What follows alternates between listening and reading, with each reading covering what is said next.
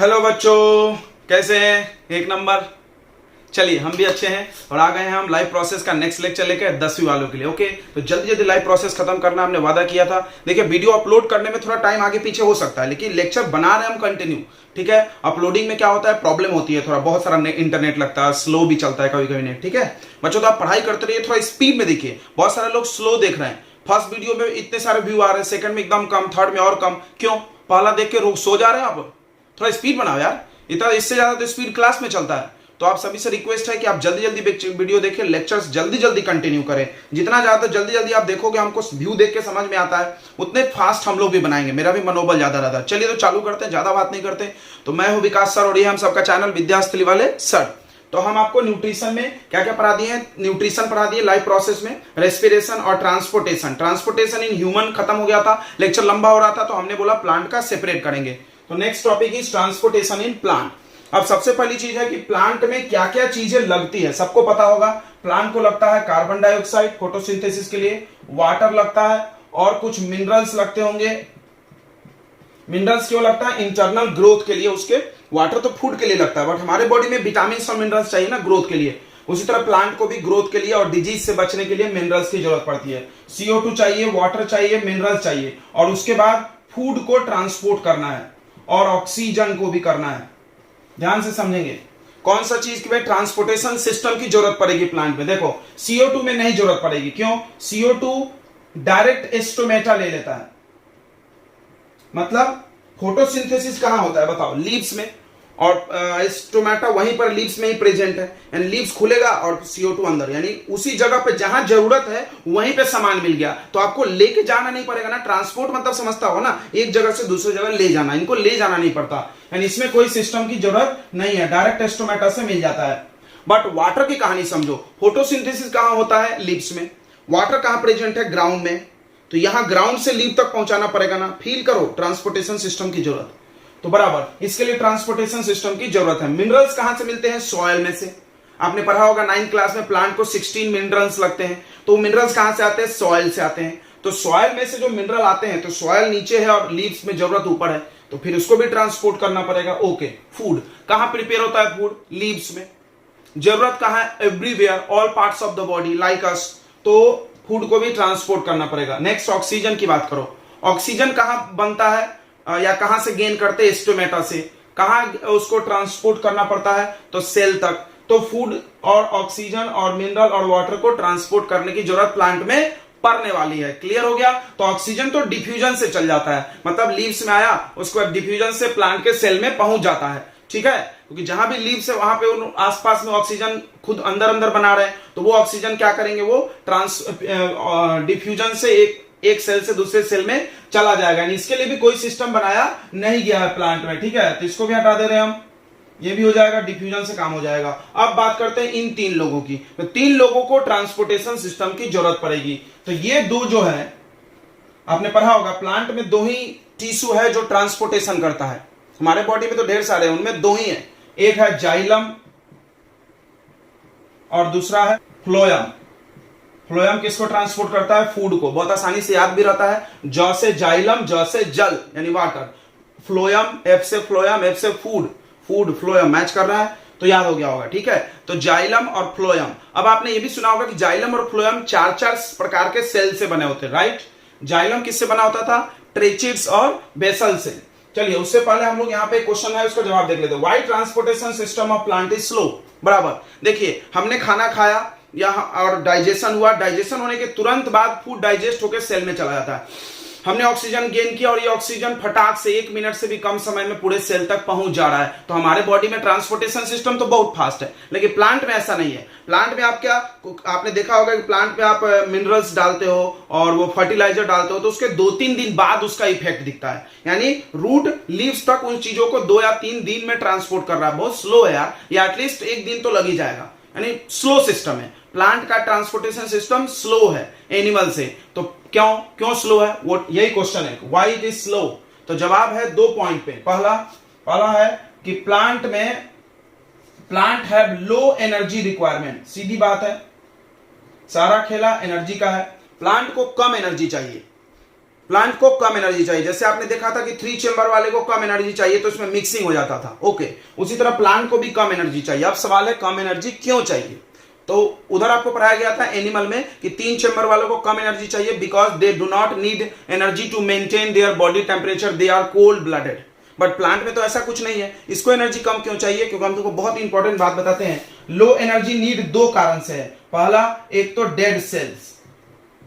देखिए हमारे बॉडी में जितने भी सेल है ऑलमोस्ट लिविंग है, हेयर को छोड़ दो, ठीक है, और नाखून में थोड़ा सा, सब लिविंग है। लिविंग सेल का क्या प्रॉब्लम है? लिविंग सेल रहेगा बॉडी में तो उनको ऑक्सीजन देना पड़ेगा, फूड देना पड़ेगा, नहीं तो मर जाएंगे। लेकिन प्लांट में आपने सुना होगा कि प्लांट में तो बहुत सारे डेड सेल होते हैं। इवन जाइलम में जो 4 सेल होते हैं उनमें तीनों डेड होता है। ट्रेचिड्स, वेसल्स और फाइबर्स तीनों डेड होते हैं जाइलम में। फ्लोएम में भी कुछ डेड होते हैं, और भी आपने सुना होगा कॉर्क सेल प्लांट में डेड होता है, सुने हैं? तो प्लांट में मोस्टली जो बहुत सारे सेल होते हैं डेड होते हैं, और डेड सेल को फूड तो नहीं लगेगा। स्क्लेरेंकाइमा में आपने सुना होगा डेड सेल होता है। उसके बाद प्लांट में डेड सेल्स प्रेजेंट होते हैं, और उसके बाद plant do not move. Plant चलते नहीं है, सबको पता है। जब चल नहीं रहे हैं, बोल नहीं रहे हैं तो एनर्जी कम लगेगा। हम लोग बोलते हैं, चलते हैं तो उसमें ज्यादा एनर्जी खर्च होता होगा। ठीक है, 2 बातें समझ में आ गई। प्लांट का एनर्जी रिक्वायरमेंट कम है। क्यों कम है? Because they have dead cell and they do not move, so their transportation system is slow system में ही उसकी जरूरत पूरी हो जाएगी। चलिए, ये क्वेश्चन समझ गया होगा। अब हम लोग पढ़ना है ट्रांसपोर्टेशन ऑफ वाटर। तो प्लांट में वाटर ट्रांसपोर्टेशन करने के लिए एक प्रोसेस जिम्मेदार है जिसका नाम है ट्रांसपीरेशन। देखो इन सबके आगे ट्रांस लगा है। ट्रांस मतलब ट्रांसफर, ट्रांस मतलब ट्रांसफर। तो व्हाट इज ट्रांसपीरेशन? ट्रांसपीरेशन क्या है? The process of the loss of water in the form of vapour is called transpiration. क्या बात कर रहे हैं? जी हाँ, आपने सुना होगा प्लांट के जो टॉप के पोर्शन के पार्ट होते हैं, यानी एरियल पार्ट, हवा में जो घूम रहे हैं, वहां पे लीव्स के थ्रू स्टोमेटा जब ओपन होता है तो वाटर वेपर लॉस होते हैं। तो उससे ट्रांसपोर्ट करने में कैसे मदद मिलेगा, तो इसको समझते हैं। आपने कभी जूस पिया होगा? बिल्कुल। तो आपने पाइप से पिया होगा, स्ट्रॉ से, पाइप। और आप कैसे जूस आपके मुंह में आता है? तो आप क्या करते हैं? ऐसे खींचते हैं। खींचने को क्या बोलते हैं? सक्शन। सक्शन, सक करना। सक क्या होता है? सक क्रिएट करता है प्रेशर। सक मतलब क्या क्रिएट करता है? प्रेशर। जैसे आप स्ट्रॉ है और ये जूस है, आप यहाँ पे सक्शन करते हो तो यहाँ पर प्रेशर हो जाता है लो, और यहाँ पर प्रेशर उसके कंपेयर में हो जाता है हाई। और आपको पता होगा कोई भी चीज इस दुनिया में ऑटोमेटिक हाई प्रेशर से लो प्रेशर जाता है, तो ये जूस ऊपर चढ़ जाता है। समझ गया होगा? प्लांट में भी यही काम ट्रांसपोर्टेशन कराता है। कैसे कराता है इसको समझते हैं हम लोग। ये है प्लांट आपका, ठीक है। यह है लीव्स, लीव्स में है स्टोमेटा। अब क्या है? यहां से बना हुआ है ट्यूब। इस ट्यूब का नाम क्या है? जाइलम। जाइलम होता है ना, ट्रेचिड्स और वेसल, ये ट्यूब होते हैं। वो ट्यूब के थ्रू ही वाटर जाएगा। तो सबसे पहले वाटर सॉइल में था, सॉइल से इस प्लांट में आ गया by the process of osmosis. Osmosis से आ गया या डिफ्यूजन से आ गया। उसके बाद इसमें भर गया। अब इसमें भरने से पानी ऊपर तो चढ़ेगा नहीं, क्योंकि इस अपने आप पानी कैसे ऊपर जाएगा भाई? प्रेशर नहीं है इतना हाई, ज्यादा हाइट तक नहीं जा सकता। ध्यान से समझना। तो ये क्या होगा? अब क्या करना पड़ेगा? कुछ ऐसा खिंचाव होना चाहिए, प्रेशर होना चाहिए जो पानी को ऊपर खींच ले। तो यहां पे क्या करता है? लीफ, पानी की जैसे जरूरत होती है लीफ को, तो लीफ अपना स्टोमेटा ओपन कर देता है। जैसे स्टोमेटा ओपन करेगा तो इससे क्या उड़ने लगेगा? Water vapour.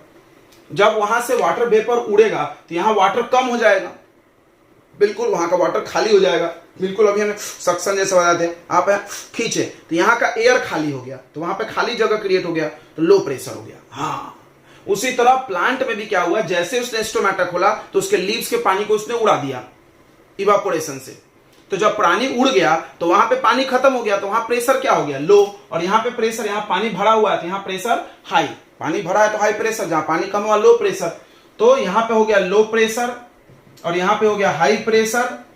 तो ऑटोमेटिक वाटर धीरे धीरे ऊपर की ओर चढ़ने लगेगा और मूव करके लीव्स तक पहुंच जाएगा। यानी किसने पानी को ऊपर चढ़ाया? ट्रांसपीरेशन ने।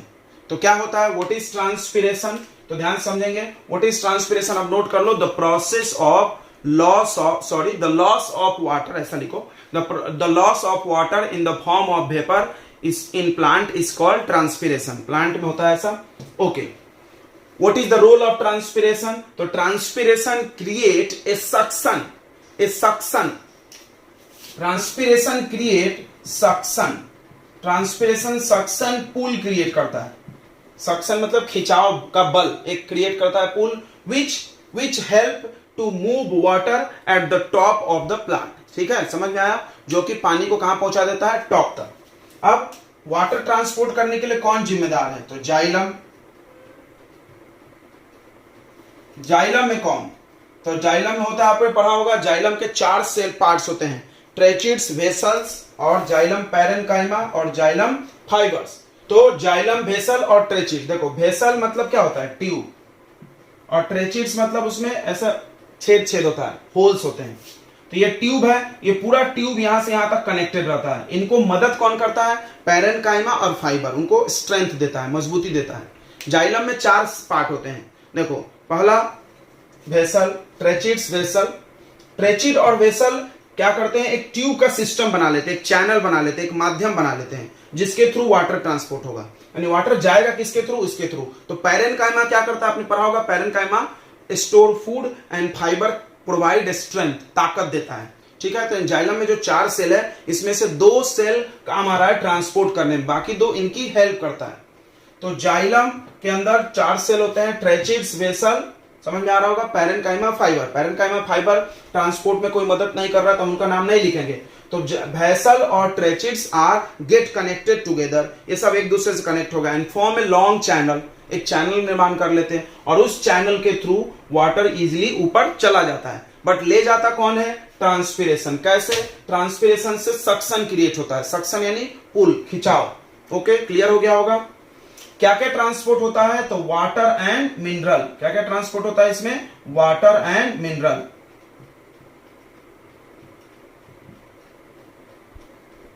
तो ट्रांसपोर्टेशन ऑफ वाटर में आपको क्या क्या याद रखना है? ट्रांसपिरेशन हो गया, सक्शन वर्ड हो गया, कीवर्ड्स हैं, इसको याद करो।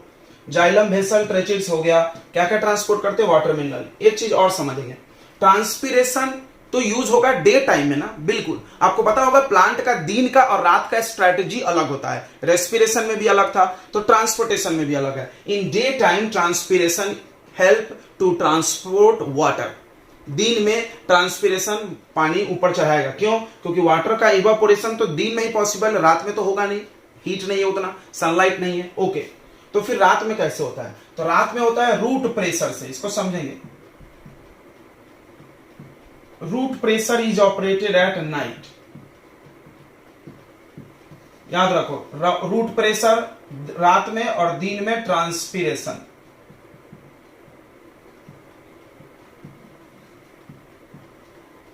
तो प्लांट में दिन और रात की कहानी अलग है। दिन में कौन वाटर ट्रांसपोर्ट करने में मदद करता है? ट्रांसपिरेशन। कैसे? सक्शन क्रिएट करता है, वाटर लॉस होगा, it created suction, so water get lifted या transported up to the top part of plant. कौन कौन मदद करता है?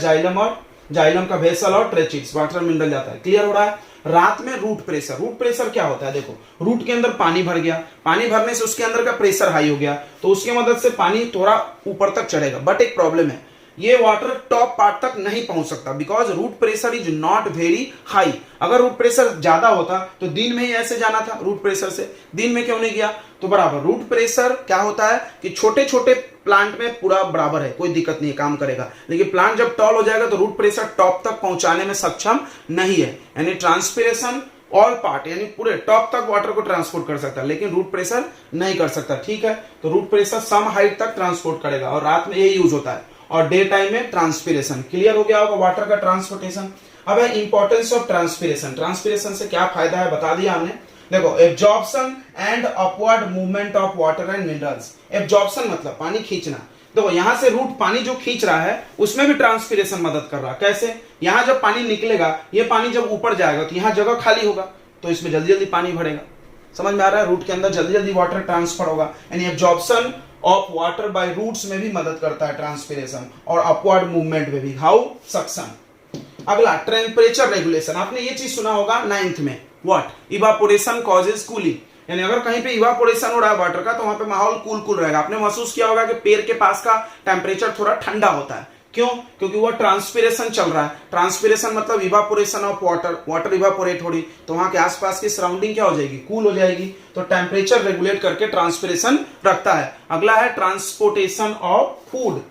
तो आपको क्या याद रखना है? ट्रांसपोर्ट ऑफ वाटर करने के प्रोसेस का नाम ट्रांसपिरेशन। कौन करता है, कैसे करता है? सक्शन याद रखें, और ये दो इंपॉर्टेंस। आगे बढ़ते हैं। अगला है ट्रांसपोर्टेशन ऑफ फूड। हमने कीवर्ड्स लिखे हैं, देखो आपको भी कीवर्ड्स में नोट्स बनाने चाहिए। आप डिटेल नोट्स बनाओ and one keywords notes. Detail note से क्या होगा? आप उसको थॉरो रीड आउट करो, एक बार करो बस, उसके बाद याद रहता है। बायोलॉजी कहानी याद रहती है या सुन के याद हो जाता होगा। उसके बाद कीवर्ड्स इज वेरी इंपॉर्टेंट, इसको एक बार पेपर में जाने से पहले पढ़ के जाना है। कीवर्ड्स देख करके आपके मन में स्टोरी रिवाइज होना चाहिए। देखो ट्रांसपोर्टेशन ऑफ फूड, सबसे पहली चीज है प्लांट में फूड ट्रांसपोर्ट करने का मतलब क्या क्या ट्रांसपोर्ट होता है। तो सबको पता होगा प्लांट का फूड क्या है? ग्लूकोज। तो ग्लूकोज ट्रांसफर होगा, एमिनो एसिड भी ट्रांसफर होता है, और भी कुछ सब्सटेंस जो होते हैं जो कि पानी में घुलने वाले होते हैं। ध्यान से देखना, पानी में घुलने वाली चीजें ही ट्रांसपोर्ट होगी, नहीं तो नहीं होगा। ओके, कौन करता है? सबको पता होगा फूड को ट्रांसपोर्ट करने वाला एक ही टिश्यू है, फ्लोएम। फ्लोएम। ओके, तो पहला वर्ड याद रखेंगे, transportation of food in plant take place by phloem. अब देखा आपने वाटर ट्रांसपोर्ट करने में कौन प्रोसेस मदद करता था? ट्रांसपिरेशन। तो उसी तरह फूड ट्रांसपोर्ट करने में मदद करता है, प्रोसेस का नाम है ट्रांस मतलब चेंज लोकेशन यानी जगह। And what is translocation? The process, इसका लिखेंगे the process. The process of transfer of food from one part of plant to another part, लिख लेंगे। the process of transfer of food from one part of plant to another part is called translocation। क्या क्या translocate होता है plant में? Glucose, amino acid and other soluble substance. who help in translocation? Phloem. Okay, obviously, but phloem में तो 4 cell होते हैं। कौन कौन होता है? सीव ट्यूब, कॉम्पेनियन सेल और फ्लोएम पैरेन्काइमा, फ्लोएम फाइबर। फिर हम बोलेंगे पैरेन्काइमा फाइबर मदद करते हैं, इनकी कोई काम नहीं है। Sieve tube and companion cell, these two cells help in transportation, याद रखेंगे, दिस इज कीवर्ड। कौन ट्रांसपोर्ट करता है? Sieve tube and companion cell. Sieve tube मतलब एक ट्यूब होता है, उसमें छेद छेद होते हैं। कंपेनियन सेल उसकी मदद करता है। ओके, एक बड़ी इंपॉर्टेंट बात है, जाइलम ओनली अपवर्ड डायरेक्शन में मूवमेंट करता है, यानी वाटर नीचे से ऊपर चलाता है, ऊपर से लाता नहीं है, बिल्कुल नहीं। इसमें क्या होता है? अपवर्ड एंड डाउनवर्ड मूवमेंट, यानी सभी तरफ मूव होगा। जैसे लीव्स है, लीव्स के और ऊपर भी फूट जाएगा, नीचे भी आएगा, तो ऐसे अपवर्ड एंड डाउनवर्ड। अब एक वर्ड है अब हाउ, कैसे ट्रांसपोर्ट होता है, एक्सप्लेन करते हैं। जैसे वहां पे क्या था? ट्रांसपिरेशन में क्या हुआ था? सक्शन। सक्शन ने वाटर को लिफ्ट किया था। यहां कैसे होता है? यहां होता है ऑस्मोटिक प्रेशर। समझते हैं, देखो ये है मेरा सीव ट्यूब, सीव ट्यूब और कंपेनियन सेल, यही ट्रांसपोर्ट करने वाला है फूड को। तो सबसे पहले क्या होगा? जो भी फूड है, ग्लूकोज, एमिनो एसिड, ये सब सीव ट्यूब में ट्रांसफर हो जाता है by the process of diffusion. ठीक है, उसमें चला जाएगा और वाटर भी भर जाएगा इसके अंदर। अब क्या होगा? जब इसमें बहुत सारी चीजें भर दोगे, एक ट्यूब के अंदर ढेर सारा लिक्विड भर दो, तो इसका क्या हो जाएगा? High pressure. हाई प्रेशर, उसी प्रेशर को ऑस्मोटिक प्रेशर बोलो, हाई ऑस्मोटिक प्रेशर, यानी एकदम प्रेशर हाई हो गया। तुमको पता होगा कोई भी चीज हाई प्रेशर से लो प्रेशर ही जाता है, ये कॉन्सेप्ट है। अब क्या हो गया? ये ट्यूब है पूरा, ये ट्यूब है ऐसे फूड को लेके जाने वाला ट्यूब, इसके अंदर पूरा फूड भर गया, इसका प्रेशर हाई हो गया। अब यहां पर एक सेल है जिसको भूख लगी है, भूख लगी है तो उसके अंदर फूड कम होगा, फूड कम होगा तो प्रेशर कम होगा, बिल्कुल इससे तो कम ही होगा ना। तो जब प्रेशर इधर लो होगा और इधर हाई होगा तो इजिली फूड ट्रांसफर हो जाएगा, हाई से लो, बिल्कुल डिफ्यूजन से हो जाएगा कि नहीं हो जाएगा? सॉरी, डिफ्यूजन बोला, ऑस्मोसिस से। देखो यहाँ पे इसीलिए हमने बोला था सोलेबल। आपको पता होगा कि वाटर के मूवमेंट को ऑस्मोसिस बोलते हैं, बराबर, और गैस के मूवमेंट को क्या बोलते हैं? डिफ्यूजन। तो इसलिए यहाँ पे ऑस्मोटिक नाम में लगा हुआ, समझ में आ गया होगा। ऑस्मोसिस प्रोसेस से हो रहा, तो इसलिए नाम क्या रखा इन्होंने? Osmotic pressure. ओके, तो बाय द ऑस्मोसिस, याद रखेंगे ऑस्मोसिस। तो ऑस्मोसिस के मदद से इसके अंदर का फूड इसमें ट्रांसफर हो गया। अब ध्यान समझना, मेरे पास 2 सेल है, एक सेल का प्रेशर वेरी लो है और एक सेल का प्रेशर लो है। किसमें ज्यादा फूड ट्रांसफर होगा? इसमें, क्योंकि जितना प्रेशर में डिफरेंस रहेगा उतना ज्यादा फूड ट्रांसफर होगा। तो ध्यान से समझेंगे होता क्या है। तो sieve tube and companion cell utilize या take food and water and increase their osmotic pressure, और खुद का ऑस्मोटिक प्रेशर वो बढ़ा लेते हैं, so that it can transfer the food to the other cell according to their requirement having low pressure. मतलब जो दूसरे सेल होते हैं जिनके प्रेशर कम है, इससे उसको जरूरत के हिसाब से देगा, मतलब जितना ज्यादा लो है उतना ज्यादा फूड ट्रांसफर कर देगा। ओके, समझ में आ गया होगा। चलिए फिर आगे हम लोग पढ़ते हैं एक्सक्रिएशन। चलो, तो एक्सक्रिएशन, तो एक्सक्रिएशन फोर्थ लाइफ प्रोसेस है, लास्ट है। What is excretion? तो सबको पता होगा, द प्रोसेस ऑफ रिमूविंग, ध्यान सुनना, the process of removing harmful substance from our body, यानी हमारे बॉडी से जो भी चीज नुकसानदायक है उसको बाहर निकालने के प्रोसेस को एक्सक्रिएशन बोलते हैं। We can also tell like this, the process of removing nitrogenous waste, यानी वैसा वेस्ट जिसमें नाइट्रोजन प्रेजेंट है, they are harmful for our body, उसको रिमूव करना है बॉडी से, तो उसको क्या बोलेंगे? एक्सक्रिएशन। आप नाइट्रोजिनस वेस्ट बोलो या हार्मफुल सब्सटेंस बोलो, दोनों चलेगा, ठीक है, दोनों एक ही है। अब देखो हमारे बॉडी में क्या एक्सक्रिएट होता है, तो जवाब है नाइट्रोजिनस वेस्ट। मेरे में नहीं, सभी में नाइट्रोजिनस वेस्ट, सब है, सारे ऑर्गेनिज्म में ये नाइट्रोजन वाले वेस्ट, यानी ऐसा सब्सटेंस जो नाइट्रोजन वाला। अब हमारे बॉडी में आया कहां से? तो जो भी हम लोग फूड गेन करते हैं ना, उस फूड में थोड़ा ना थोड़ा नाइट्रोजन होता है। क्यों होता है? क्योंकि आजकल जो भी फर्टिलाइजर यूज होते हैं, केमिकल्स, वो सब हमारे बॉडी में लीवर क्या करता है? छान लेता है, और लीवर क्या करता है? उसको, उस नाइट्रोजन वाले कंपाउंड को लेकर के कहाँ बदल देता है? यूरिया। तो यूरिया का आपने फॉर्मूला देखा होगा, नहीं देखे तो देख लो, NH2CONH2 दिख रहा है, इसमें नाइट्रोजन प्रेजेंट है, बिल्कुल, तो ये नाइट्रोजन वाला कंपाउंड है। यूरिया को अपने बॉडी से बाहर निकालना जरूरी है, नहीं निकलेगा तो इट विल कॉज डेथ, मौत हो जाएगी। क्यों क्यों क्यों? They are very harmful and toxic, poisonous, ये बहुत नुकसानदायक है और जहरीला भी है मेरे शरीर के लिए, पॉइजन है। आप अपने बॉडी में पॉइजन रखोगे ज्यादा देर तक तो मौत हो जाएगी, डेथ हो सकता है, इसलिए इसको निकालना जरूरी है। तो आपको जरूरत भी समझ में आ गया। अगर एक्सक्रिएशन आपका, अगर यूरिन बंद हो जाए, मान लो आपको 2-3 दिन यूरिन नहीं हो, तो आपको तुरंत डॉक्टर के पास जाना पड़ेगा, नहीं तो डेथ हो जाएगा तुरंत, याद रखो। अब बात करते हैं कि अलग अलग ऑर्गेनिज्म अलग अलग ऑर्गन्स यूज करते हैं, तो थोड़ा सा एक बार देख लेते हैं। अमीबा के बारे में जरूर देखेंगे। अमीबा यूनिसेलुलर है, इसमें सब चीज डिफ्यूजन से हो जाता है, हमने बोला भी था, क्योंकि इसका एक सेल है और वो सेल इन्वायरमेंट के डायरेक्ट कांटेक्ट में, जो भी चीज चाहिए ले लो, चाहे फेंकना है फेंक दो बाहर। तो इसका एक्सक्रीटरी ऑर्गन कौन सा है? कोई ऑर्गन नहीं है, सिंपल डिफ्यूजन से डायरेक्ट सेल सरफेस यूज होगा। अर्थवर्म, केचुआ में नेफ्रेडिया नाम का एक ऑर्गन होता है। ह्यूमन में क्या होता है? किडनी। ह्यूमन का एक्सक्रीटरी ऑर्गन कौन सा है? किडनी। किडनी ही तुम्हारे बॉडी से यूरिया को बाहर निकालता है। तो चलिए हम लोग को पढ़ना है ह्यूमन एक्सक्रीटरी सिस्टम। तो ह्यूमन एक्सक्रीटरी सिस्टम पढ़ना हम लोग को, सबने पढ़ा होगा बचपन में ह्यूमन एक्सक्रीटरी सिस्टम। थोड़ा सा देख लेते हैं डायग्राम। ह्यूमन एक्सक्रीटरी सिस्टम में भी 4 पार्ट है। देखो ट्रांसपोर्टेशन सिस्टम में भी 4 पार्ट था, हार्ट, ब्लड वेसल और लिंग। एक्सक्रीटरी सिस्टम में भी 4 पार्ट है। क्या क्या है? किडनी है, एक पेयर, यानी 2 किडनी होता है इधर लेफ्ट राइट में, पता होगा। उसके बाद यूरेटर, यूरेटर ये ट्यूब का नाम है जो किडनी से निकल रहा है और वो यूरिन लेके आता है। किडनी क्या बनाती है? यूरिन बनाती है, यूरिन टॉयलेट, वो यूरिन बनाती है, वो इसमें लाएगा वो, ठीक है। तो लाने वाले ट्यूब का नाम यूरेटर, 2 किडनी 2 यूरेटर। और उसके बाद ये एक ब्लैडर है। ब्लैडर क्यों बोले? ऐसा फूलता पिचकता है, रबड़ जैसा, मांस का बना होता है लेकिन रबड़ जैसा होता है, ऐसा चेंज हो सकता है से, यूरिन भरेगा तो फूल जाएगा फिर बाद में पिचक जाए, इसका नाम यूरिनरी ब्लैडर। अगला है यूरिथेरा। यूरिथेरा क्या है? It control the removal of urine, यानी कब यूरिन बाहर निकलेगा कब नहीं निकलेगा, जब इसका प्रेशर हाई हो जाएगा तो यहां से निकलेगा वगैरह वगैरह, तो ये रिमूवल को कंट्रोल करता है। देखो 3 नाम यू से है, तो बनता क्या है? यूरिन, ठीक है। उसके बाद सिस्टम में कितने लोग हैं? 4 में किडनी तो बहुत आसान है, बाकी तीनों नाम यू से। देखो यूरेटर जनरेटर, याद रखो, जनरेटर यूरेटर, फिर यूनिटी ब्लैडर और यूरिथेरा। ओके, लर्न हो गया होगा। किडनी में क्या कहानी है? 2 यहां पे दिया है ट्यूब, आ रहा है आर्टरी और जा रहा है वेन। ध्यान समझना, आ रहा है ब्लड लेके कौन? आर्टरी, और जा रहा है कौन लेके? वेन।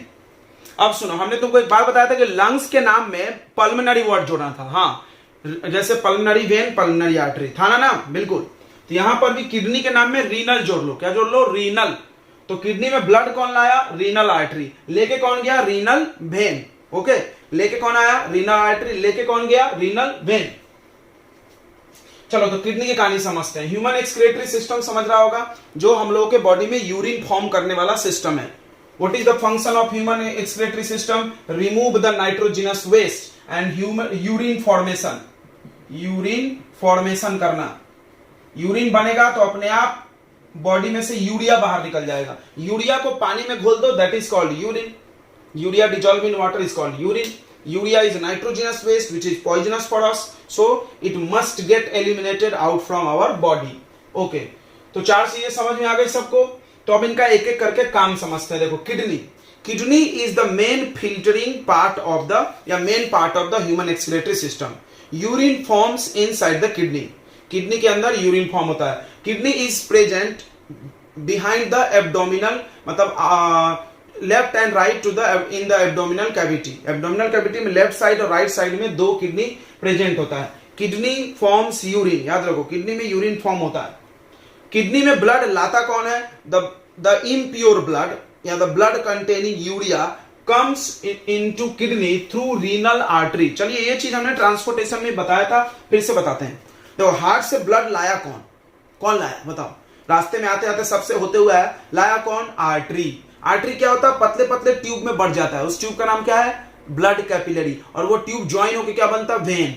किडनी के अंदर भी वैसा ही कहानी है। देखो रीनल आर्टरी लाया ब्लड, और ये ब्लड लाने के बाद ऐसा पतले पतले ट्यूब्स में बढ़ जाएगा, और ये ब्लड किसको जाएगा? नेफ्रॉन को जाएगा। अभी हम समझाएंगे थोड़ी देर बाद। यानी सबसे पहले ये समझो लाता कौन है, ले जाता कौन है। तो किडनी में ब्लड लाया कौन? आर्टरी। आर्टरी तो मोटा ट्यूब है, किडनी के हर सेल तक नहीं पहुंच सकता, हमने समझाया था। तो क्या होगा? आर्टरी पतले पतले ट्यूब्स में डिवाइड हो जाएगा, that is called blood capillary. Okay, अब ब्लड कैपिलरी से कोई भी चीज लेना देना आसान होता है, सबको पता है। उसके बाद में क्या करते हैं? ये ब्लड कैपिलरी वापस ऐसा ज्वाइन हो जाएंगे, और ज्वाइन होकर एक मोटा ट्यूब बन जाएंगे, और उस ट्यूब का नाम क्या होगा? वेन। क्लियर हो गया? समझ में आ गया होगा? तो किडनी में ब्लड कौन ला रहा है? Renal artery. यानी आप ऐसा लिखना कि इम्प्योर ब्लड, इम्प्योर लिखो तो भी चलता है, impure blood comes into kidney by the help of renal artery and pure blood go out from the kidney by vein. कोई सोच रहा होगा वेन में प्योर ब्लड? भैया वेन को तुम ऐसे बैड फील मत करो, आर्टरी और वेन में दोनों में ब्लड ही फ्लो होता भाई। तुम्हारे मन में ऐसा बैठ गया है कि वेन इम्प्योर ब्लड, नहीं, वेन डी ऑक्सीजनेटेड ब्लड, यानी वैसा ब्लड जिसमें कार्बन डाइऑक्साइड है। समझ रहा होगा? ओके, यानी उससे प्यूरिटी का कुछ लेना देना नहीं है, कार्बन डाइऑक्साइड और ऑक्सीजन से। यानी हमारे ब्लड आता किससे है? फिक्स होगा हर जगह ऑर्गन में ब्लड घुसा काहे से? आर्टरी से। उसके बाद क्या हुआ? पतले पतले ट्यूब में बढ़ जाता है। क्यों? ताकि ब्लड को हर सेल तक पहुंचा सके। उसके बाद क्या होगा? वो अपना काम करेगा, लेन देन जो भी करना है। उसके बाद वो ज्वाइन हो जाएगा, और ज्वाइन होकर क्या बन जाएगा? वेन। क्लियर? Crystal clear? आगे बढ़ते, चलो डन। तो आया किससे, गया किससे? तो किडनी यूरिन बनाता है। कैसे बनाता है आगे पढ़ाएंगे। यूरेटर, यूरेटर क्या होता है? किडनी के अंदर जितने भी यूरिन बनते हैं उसको कलेक्ट करता है, और इस ट्यूब से कहां ट्रांसफर करता है? Urinary bladder. यानी ये केस क्या करता है? Transfer of urine from kidney to urinary bladder. Urinary bladder क्या करता है? Storage of urine. Its shape changes according to the quantity of urine. Ureter, it control the removal of urine. सबका काम समझ गया? अब किडनी पे थोड़ा विशेष फोकस करना है। चलिए, तो किडनी के अंदर ये मिटा दे रहे हैं, बाकी की जरूरत नहीं है। किडनी के अंदर एक मेन पार्ट होता है नेफ्रॉन। नहीं सुना होगा आपने, आपने न्यूरॉन सुना है। कंफ्यूज मत होना, न्यूरॉन से कंफ्यूज मत होना। वो बैडमिंटन जैसा जो होता है, सेल है लॉन्गेस्ट, वो नहीं, वो ब्रेन में होता है। नेफ्रॉन याद रखो, क्या नाम है? नेफ्रॉन। तुमको पता है किडनी तो नाम का है, जैसे लड़ाई कौन लड़ते? सिपाही। नाम किसका होता है? सेनापति का। राइट, वही कॉन्सेप्ट है यहाँ पे। किडनी कुछ करता नहीं है, किडनी तो इस पूरे बड़े से ऑर्गन का नाम है। इसके अंदर जो सेल होते हैं वो काम करते हैं। यानी किडनी के अंदर नेफ्रॉन नाम का सेल होता है, नेफ्रॉन होता है, छोटे छोटे पार्ट्स होते हैं। ठीक है, अब एक किडनी के अंदर लगभग 3 मिलियन नेफ्रॉन होते हैं। Oh my God, 30 lakh. यह है नेफ्रॉन का डायग्राम। बहुत कॉम्प्लिकेटेड होता है, हमने थोड़ा सिंपल बनाया। आप अपने बुक में देखना, बहुत कॉम्प्लिकेटेड, हमने सिंपल बनाया ताकि इजीली समझ में आ जाए। तो ध्यान से समझो, ब्लड आया किससे? आर्टरी से। आर्टरी मोटा था तो एकदम पतले पतले ट्यूब में बट गया। ये देखो पतला ट्यूब, ये जो है पतला ट्यूब है, ब्लड कैपिलरी है। यानी ये ब्लड लेके आ रहा है। कैसा ब्लड? Impure blood. ये ब्लड इसमें घुस रहा है ब्लड कैपिलरी से, impure blood. What is mean by impure? Impure मतलब the blood containing urea. Okay, urea कहां से आया? खाने में था। किसने लाया? वो लीवर करता है काम। तो देखो इम्प्योर ब्लड इधर से घुसा, यहां पर एक पार्ट है जिसका नाम है glomerulus. What is glomerulus? Glomerulus is collection of large number of blood capillaries. बहुत सारे ब्लड कैपिलरी का गुच्छा बन के एक जगह इकट्ठा हो गया है, उसका नाम क्या है? ग्लोमेरुलस। नोट करते जाओ, ग्लोमेरुलस क्या है? It is collection of large number of blood capillaries called glomerulus. Glomerulus में क्या होता है, इसका काम क्या है? तो यही फिल्टर करता है ब्लड को। यानी ब्लड के अंदर जो भी सब्सटेंस है वो ग्लोमेरुलस से इसमें आ जाएंगे। इसका नाम क्या है? Bowman's capsule. कप शेप का एक पार्ट होता है, the cup shape part present in nephron is called Bowman capsule. तो कैसे आ जाते हैं? आपने सुना था ब्लड कैपिलरी के वॉल में छोटे छोटे पोर्स होते हैं। सब कहानी कनेक्शन है, जोड़ के याद रखो। ब्लड कैपिलरी के वॉल में छोटे छोटे पोर्स होते हैं और इन पोर्स से छोटे पार्टिकल बाहर आ जाते हैं। तो क्या क्या बाहर आ जाएगा, ध्यान सुन लो। ब्लड में जो पार्टिकल्स हैं उनको छोड़ के सब बाहर आ जाएगा। मतलब ब्लड के अंदर जो आरबीसी डब्ल्यूबीसी है ये सब बाहर नहीं आएगा, यानी ब्लड के अंदर के पार्ट कुछ भी बाहर नहीं आएगा, यानी ब्लड के पूरे पार्ट सेम रहेंगे। प्लेटलेट्स, डब्ल्यूबीसी, आरबीसी ये सब बाहर नहीं आएगा, ब्लड में ही रहेगा। बाहर क्या आ जाएगा, उसके अलावा जो भी चीजें एकदम छोटे छोटे वाले सब बाहर आएंगे। जैसे ग्लूकोज था ब्लड में, खाना खाए थे तो गया था, अमीनो एसिड था वो भी बाहर आ जाएगा, सॉल्ट बाहर आ जाएगा, उसके अलावा कोई केमिकल बाहर आ जाएगा, पानी वो भी बाहर आ जाएगा, उसके बाद यूरिया बाहर आ जाएगा, यानी ब्लड के अंदर। तो याद रखना, फिर से सुनेंगे। इम्प्योर ब्लड यहां से इंटर किया, ब्लड कैपिलरी। कहां से आया ब्लड कैपिलरी, तो अभी हमने बताया था ये आर्टरी है, आर्टरी आके एकदम पतले पतले ट्यूब में बढ़ जाता है और एक एक ट्यूब एक एक नेफ्रॉन के अंदर जाता है। कितने नेफ्रॉन है, 3 मिलियन, बहुत सारे नेफ्रॉन है भाई, यानी एकदम पतला पतला बढ़ता होगा, 3 मिलियन, यानी एक ट्यूब 3 मिलियन पार्ट में बढ़ता होगा और हर पार्ट एक नेफ्रॉन तक पहुंचता है। समझ गया होगा। इसमें जो ब्लड आ रहा है उसमें यूरिया है, तो क्या करता, सिर्फ यूरिया को नहीं छानता। आप जैसे दिवाली की सफाई करते हो घर में, उसको समझो कैसे सफाई करते हैं दिवाली की, बताओ। अपने घर की पूरी चीजें बाहर निकाल देते हैं, बिल्कुल अच्छे से झाड़ फूक लेते हैं। उसके बाद क्या करते हैं, जो जो चीज मेरे जरूरत का है उसको वापस लाके रख लेते हैं साफ करके। Same to same urine kidney करता है। क्या करता है, ये ब्लड के अलावा छोड़ के, यानी घर को तो बाहर नहीं फेंक रहे ना, घर को छोड़ के यानी ब्लड को छोड़ के बाकी जितनी चीजें ब्लड में सबको बाहर कर देगा। तो ग्लोमेरुलस में ही फिल्ट्रेशन होता है, यानी फिल्टरिंग पार्ट का नाम क्या है, ग्लोमेरुलस, यानी फिल्टर कहां हो रहा है, ग्लोमेरुलस में। फिर से सुनो, किडनी का मेन पार्ट कौन है, नेफ्रॉन। नेफ्रॉन का डेफिनेशन क्या होता है, the structural and functional unit of kidney is called nephron. 2 word, structural and functional. आपने सुना होगा सेल का डेफिनेशन, सेल में भी बताया जाता है structural and functional unit of body, यानी स्ट्रक्चर मतलब पूरे किडनी की बनावट और पूरे किडनी का काम कौन करता है, nephron. Nephron is the main part, याद रखो, nephron he filtering part of blood है, ब्लड को फिल्टर करने वाला, filtration unit, filtration unit. Nephron के ढेर सारे नाम है भाई, देखो structural and functional unit, filtration unit, सब यही। नेफ्रॉन में कितने पार्ट होते हैं, तो 4 पार्ट, सब में 4-4, क्या बात है। देखो पहला ग्लोमेरुलस, दूसरा बोमेन कैप्सूल, तीसरा ट्यूबुलर पार्ट और चौथा कलेक्टिंग डक्ट। सब में 4-4 पार्ट है, ये मिटा दे, इसकी जरूरत खत्म।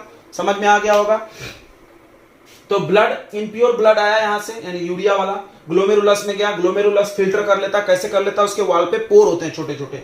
तो ब्लड के अंदर जितने भी पार्ट प्रेजेंट है, all parts get transfer except blood into Bowman capsule. Bowman capsule में आ गया, सारी चीजें आ गई ब्लड छोड़ के, और फिर वो ब्लड इधर चला गया। अब देखो, अब इसमें बहुत सारी चीजें जरूरत का है। अगर हम खाना खाएं, ग्लूकोज, एमिनो एसिड, ये सॉल्ट खा के हमने डाइजेशन किया और ब्लड में गया, और ब्लड कहां लेके गया, वो किडनी में, किडनी में जाएगा।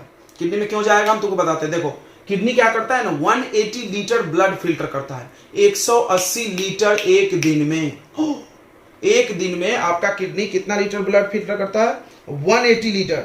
Oh my God, 180 litre. तो आप सोच रहे हो 180 लीटर तो मेरी बॉडी में ब्लड ही नहीं है, ठीक है। तो आपके बॉडी में ब्लड में लगभग 4 लीटर तो ब्लड है, लगभग 3.5-4 लीटर, यानी 4 ही लीटर ब्लड को बार बार फिल्टर करता है ताकि 180 हो जाए। समझ गया होगा। 180 को 4 से डिवाइड कर लो, लगभग 34 टाइम्स फिल्टर करता है, 30 से 40 बार ब्लड फिल्टर होता है आपके दिन भर में। आप तो 2 बार खाते हो, ब्लड 40 बार फिल्टर हो रहा है। जो भी खाएंगे वो तो किडनी निकाल के फेंक देगा बाहर, तो हम तो मर जाएंगे, क्योंकि अभी तो सेल तक पहुंचा नहीं फूड। तो क्या होगा, इसमें से बहुत सारी चीजें जरूरत की है, उसको हम बाहर नहीं फेंक सकते यूरिन में।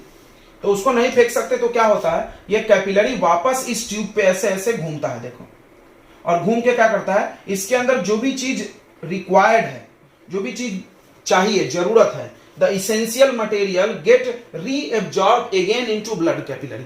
वापस किस में ट्रांसफर हो जाएगा, ब्लड कैपिलरी में। देखो क्या क्या ट्रांसफर हो जाएगा, ये क्वेश्चन अच्छा सा हो सकता है, हमने लिख दिया यहाँ पे। रीएब्जॉर्प्शन, क्या क्या किसकी चीज का रीएब्जॉर्प्शन हो जाएगा, glucose, amino acid, salt and some water, कुछ पानी। आपका यूरिन भी तो बनता है, यूरिन में भी तो पानी चाहिए, तो कुछ पानी वापस ब्लड में आ जाएगा और बाकी पानी यूरिन के थ्रू निकल जाएगा। आपने देखा होगा ज्यादा पानी पियो ज्यादा यूरिन बनता है, तो जितना जरूरत है बॉडी ले लेगा, बाकी यूरिन में फेंक देगा। ओके, समझ गया होगा। रीअब्जॉर्ब होने के बाद यहां से प्योर ब्लड निकलेगा। कौन सा ब्लड निकलेगा, प्योर ब्लड कैपिलरी से। अब ये सब कैपिलरी ज्वाइन हो जाएगा, मान लो एक से निकला, ऐसे लाखों की संख्या में नेफ्रॉन है, सबसे निकलेगा, सब ज्वाइन होके क्या बन के बाहर जाएगा, वेन। क्लियर हो गया। क्लियर हो गया? ये बहुत से लोगों को डाउट रहता है रीनल आर्टरी वेन कैसा है। ओके, अब क्या होगा, जो भी चीज एब्जॉर्ब नहीं हुआ, लाइक यूरिया एब्जॉर्ब नहीं हुआ या और भी कोई केमिकल तुम्हारे बॉडी में रीअब्जॉर्ब नहीं होगा, वाटर रीअब्जॉर्ब नहीं हुआ, जो बचा हुआ है वो सब इस ट्यूब से होते हुए इसमें आएगा और इसको बोलते हैं कलेक्टिंग डक्ट। कलेक्टिंग मतलब इकट्ठा, डक्ट मतलब ट्यूब, यानी पूरे यूरिन को इकट्ठा कर रहा है। और यही कलेक्टिंग डक्ट, देखो यहाँ पे कनेक्शन छोड़ा हमने, यहाँ एक नेफ्रॉन जुड़ा होगा, यहाँ एक नेफ्रॉन, यहाँ एक नेफ्रॉन, सारे नेफ्रॉन से यूरिन बनके इस ट्यूब में आएगा और वही यूरिन इससे यूरिथेरा बनके बाहर निकलता है। यानी ये कलेक्टिंग डक्ट ही ज्वाइन होकर क्या बनता है, यूरिथेरा, और यूरिथेरा में यूरिन इधर आ जाता है। क्लियर हो गया? तो फॉर्मेशन ऑफ यूरिन के 3 स्टेप हैं। देखो, formation of urine, how urine forms, कोई क्वेश्चन आता है, formation of urine, what is urine? Urine is nitrogenous waste which contains urea and water mainly. इसके अंदर, यूरिन के अंदर क्या होता है, यहां पे नोट कर लो, यूरिन यानी यूरिन का मतलब यूरिया प्लस वाटर, ये यूरिन का डेफिनेशन हो जाएगा। ठीक है, तो यूरिन फॉर्मेशन में पहला स्टेप है फिल्ट्रेशन। स्टेप नोट करो, कीवर्ड्स आना चाहिए। कहां हो रहा फिल्ट्रेशन? ग्लोमेरुलस में। उसके बाद रीएब्जॉर्प्शन, बिल्कुल रीएब्जॉर्प्शन।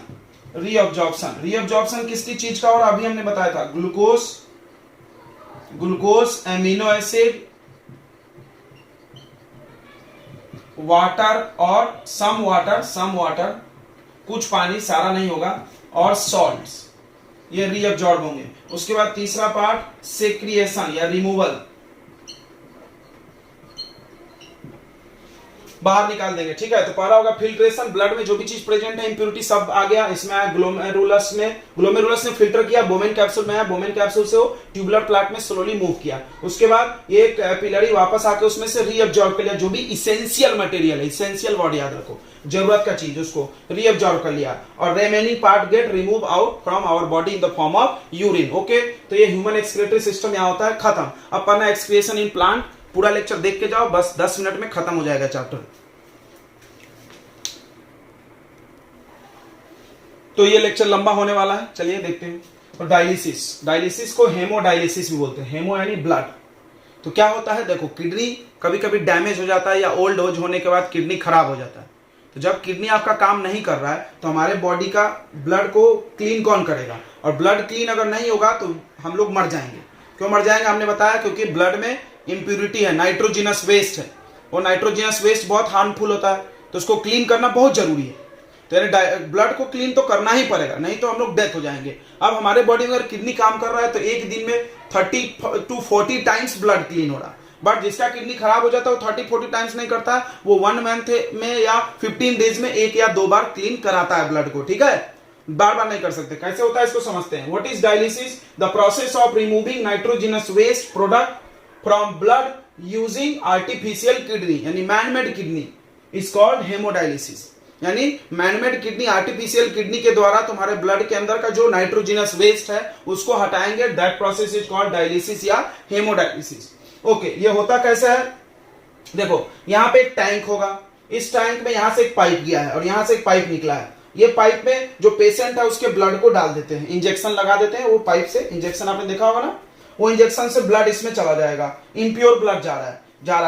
इस पाइप पे क्या है? सेमी परमिएबल मेम्ब्रेन लगा है। आपको पता होगा semi permeable membrane, selective permeable membrane osmosis के लिए चाहिए, जिसमें छोटे छोटे पोर्स होते हैं, कुछ पार्टिकल उससे बाहर निकल जाएंगे। बिल्कुल, तो ध्यान से समझना। अब होगा क्या कि ब्लड के अंदर जो भी पार्टिकल होगा वो बाहर निकल जाएगा। कौन कौन बाहर निकल जाएगा? आपने देखा था किडनी में जो भी ब्लड छोड़ करके सब, urea, glucose, amino acid, water, सब बाहर निकल जाएगा।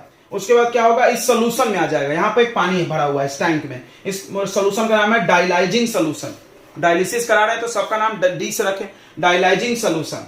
इसमें चला जाएगा और ब्लड ऐसे फिल्टर होते होते होते घूमते घूमते पूरा प्योर हो जाएगा और ये पेशेंट के बॉडी में वापस चला जाएगा। इम्प्योर ब्लड आया, प्योर ब्लड गया। यहां से डायलाइजिंग सोल्यूशन हम फ्रेश डाल रहे हैं, यानी इस टंकी में फ्रेश डायलाइजिंग सोल्यूशन भर रहा है और यहां से इंप्योर वाला निकल रहा है। उसी में आपका यूरिन होगा, यानी यूरिया प्लस वाटर इंप्योरिटी और प्लस ये सोल्यूशन भी, यानी मिक्स होकर दोनों बाहर निकलता है। इसमें एक चीज प्रॉब्लम है, ध्यान से फील करो। इसमें रीअब्जॉर्प्शन हुआ नहीं। तो भाई भगवान ने जो बनाया और इंसान ने जो बनाया उसमें कुछ तो फर्क होगा। तो अब क्या होगा, ये पेशेंट बहुत वीक हो जाएगा। तो डेली अगर उसका कर दे हेमोडायलिसिस तो मर ही जाएगा, क्योंकि डेली जो खाएगा बाहर निकल जाएगा बराबर। यानी जिस दिन उसका हेमोडायलिसिस एकदम थके जैसा हो जाएगा। क्यों? क्योंकि उसके बॉडी का पूरा एनर्जी तुरंत बाहर निकाल दिया। तो डॉक्टर क्या करता है, तुरंत उसको सलाइन भी चला देता है, यानी थोड़ा एनर्जी दे देता है बाहर से। समझ गया होगा? इसमें रीअब्जॉर्प्शन नहीं हो रहा, बाकी सब हो गया। Main thing is not reabsorption, what is important, जिंदा रहना कि खाना खाना? भाई जिंदा रहना। तो जिंदा रहने के लिए ब्लड फिल्टर होना जरूरी है, वो हो रहा है। What is artificial kidney? It is a device which remove nitrogenous waste, यानी इसी में घुमा के लिखा हुआ है, यानी ये जो डिवाइस है ये आर्टिफिशियल किडनी है। वो डिवाइस है जो कि नाइट्रोजनस वेस्ट को हटा देता है ब्लड से by the process of dialysis, is called artificial kidney. Okay, चलिए तो इसको फिनिश करते हैं। लास्ट टॉपिक है एक्सक्रिएशन इन प्लांट। प्लांट में अलग अलग तरीका है, कोई फिक्स एक तरीका नहीं है। Plant use different strategy for excretion, यानी प्लांट एक्सक्रिएशन के लिए अलग अलग तरीकों को यूज करता है। ठीक है, क्या क्या वेस्ट है प्लांट में? देखो, सबसे पहला ऑक्सीजन वेस्ट है। कब निकलता है ऑक्सीजन वेस्ट? फोटोसिंथेसिस। फोटोसिंथेसिस में ऑक्सीजन ज्यादा बनता है तो वो बाहर निकलता है, कैसके थ्रू? एस्टोमेटा। उसके बाद कार्बन डाइऑक्साइड रात में बनता है रेस्पिरेशन के वक्त, वो भी बाहर निकलता होगा, stomata. Excess of water, plant कभी ज्यादा पानी ले लेता है तो उसको भी लॉस करा सकता है ट्रांसपिरेशन से, किसके through? Stomata. Dead cells, plant में कुछ सेल डेड हो गए जिसकी उसकी जरूरत नहीं है, और अदर वेस्ट जो होता है उसको ट्रांसफर कर देता है लीव्स में, लीव्स में ट्रांसफर कर देता है, और लीव्स को फॉल ऑफ, लीव्स गिर जाएगा। समझ गया? उसके बाद सम वेस्ट प्रोडक्ट, देखो यहाँ पे नाम नहीं दिया, बस ऐसे पढ़ा इन्होंने। सम वेस्ट प्रोडक्ट, कुछ वेस्ट प्रोडक्ट क्या होता है? Store in cellular vacuole, cell के अंदर वैक्यूल्स होते हैं, उसमें जाके स्टोर हो जाता है। उसके बाद अदर वेस्ट प्रोडक्ट, कुछ और वेस्ट प्रोडक्ट जो होंगे वो remove in the form of gum और रेजिन। ये इंपॉर्टेंट है। प्लांट में वेस्ट निकालने का एक तरीका आपने देखा होगा, गोंद का पेड़, उससे गम निकलता है, या किसी किसी पेड़ में ऐसा लस्से जैसा आम के पेड़ में आपने देखा होगा, वो गम और रेजिन बाहर निकलता है, वो वेस्ट है। उसके बाद कुछ वेस्ट को क्या करता है? डायरेक्ट सॉइल में बाहर निकाल देता है। तो 4-5 तरीके हो गए। पहला देखो, वो लीव्स में स्टोर करके गिरा देगा। दूसरा वो क्या करेगा? वैक्यूल्स में स्टोर कर देगा। तीसरा क्या करेगा? गम और रेजिन के फॉर्म में। और चौथा सॉइल में रिमूव कर देगा। ओके, समझ में आ गया? चलिए, तो लाइफ प्रोसेस यहां होता है खत्म। मजा आ गया आपको? बहुत अच्छे। तो लाइफ प्रोसेस खत्म, और ये बायोलॉजी का चैप्टर, तो आप कमेंट करिए जल्दी से कि अगला कौन सा चैप्टर पढ़ना है, तो हम भी वो चैप्टर लेके आएंगे। चलिए बच्चों, तो मिलते हैं अगले चैप्टर में, अगले लेक्चर में फिर से। तब तक के लिए पढ़ते रहिए, देखते रहिए विद्यार्थी वाले सर। ओके।